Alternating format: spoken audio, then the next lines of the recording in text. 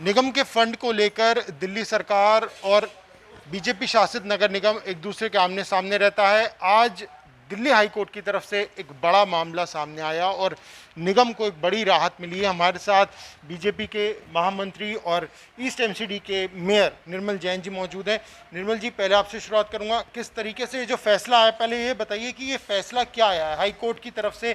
क्या आपने high court में अर्जी लगाई थी? क्या था पूरा मामला? देखिए, 9 मार्च को माननीय उच्च न्यायालय ने एक ऑर्डर निकाला था जिसका आम आदमी पार्टी के और दिल्ली सरकार के लोगों ने बहुत शोर मचाया था कि 9 मार्च के ऑर्डर में कोर्ट ने ये कहा था कि भाई जो भी कर्मचारी है उसको सैलरी पाने का हक है, और उसके लिए उन्होंने 5 अप्रैल के डेट उन्होंने हाई कोर्ट ने फिक्स की थी, जिसके अंदर हमारे तीनों कमिश्नर्स को बुलाया था। तो हमने उसके बिहाफ पर, उसी ऑर्डर के बिहाफ पर एक एप्लीकेशन कोर्ट में मूव करी माननीय उच्च न्यायालय के सामने कि भाई हमारी बात पूरी सुनी जाए और हमारा जो पूरा फंड है वो रिलीज करा जाए, तभी तो हम तनख्वाह दे पाएंगे। तो आज उस एप्लीकेशन पर सुनवाई थी और आज बड़ा मैं प्रभु का लाख लाख शुक्र करता हूँ, दिल्ली की जनता की दुआओं से पूर्वी दिल्ली नगर निगम और तीनों निगमों की आज माननीय उच्च न्यायालय ने बिल्कुल स्पष्ट रूप से आदेश दिया है कि जो बीटीए का जो पैसा बाकी का रिलीज है, जो हमारा स्कीम हेड का है, वो सारा पैसा तुरंत 31/3 तक, 31 मार्च तक इनको वापस किया जाए, चुका दें। कब तक उम्मीद है कि आप अब जो तनख्वाहें हैं जो पेंडिंग चल रही हैं वो कब तक दे पाएंगे ईस्ट एमसीडी की अगर बात? तो इनको जैसे आज ऑर्डर हुआ है, ये चाहें तो इस ऑर्डर के बिहाफ पर तुरंत सैंक्शन नोट बनाएं और हमारे को कल परसों में पैसा दें। हम जैसे ही पैसा हमारे पास आएगा हम रिलीज कर देंगे। जी, मैं चाहूँगा कि आप एक बारी वो बता सकें कि कितना अमाउंट जो है वो रिलीज करने के लिए कहा है, और ये कितनी, आप कह रहे हैं कि एक बहुत बड़ी जीत है निगम की तरफ से? आपने देखा होगा पिछले ठिठुरती हुई ठंड में हमारे 30 कॉरपोरेटर्स मुख्यमंत्री साहब के घर के बाहर धरने पे बैठे दिन रात। उनके सिर पर कोई कनात, कोई तंबू, कुछ नहीं था। 4 डिग्री टेम्परेचर में भी वो लोग 13,000 करोड़ रुपए जो निगमों को लेजिटिमेटली दिल्ली सरकार ने देने चाहिए, जो उनका संवैधानिक हक था निगमों का, उसके लिए लगातार संघर्ष कर रहे थे। लेकिन केजरीवाल साहब या उनके मंत्री बार बार ये बयान दे रहे थे कि ऐसा कोई पैसा हमने नहीं देना। इवन विधानसभा में भी उन्होंने कहा कि हमने निगमों को जो देना था हम दे चुके। इस विषय को लेकर के उसी दौरान निगमें गई थी हाई कोर्ट में।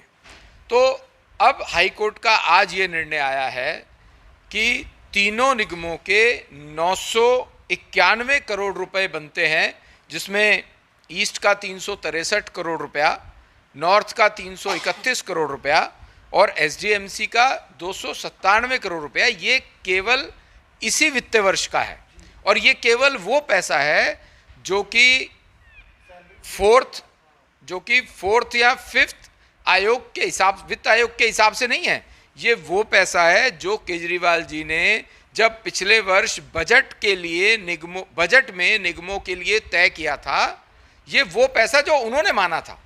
और क्योंकि उनके मन में बेईमानी आ गई, उन्हें लगा कि निगम इतने कम पैसे में भी ठीक काम कर रहा है, तो उन्होंने फिर उसमें पहला रिवाइज एस्टीमेट में कोई लगभग 300 करोड़ रुपए कम किए तीनों निगमों के।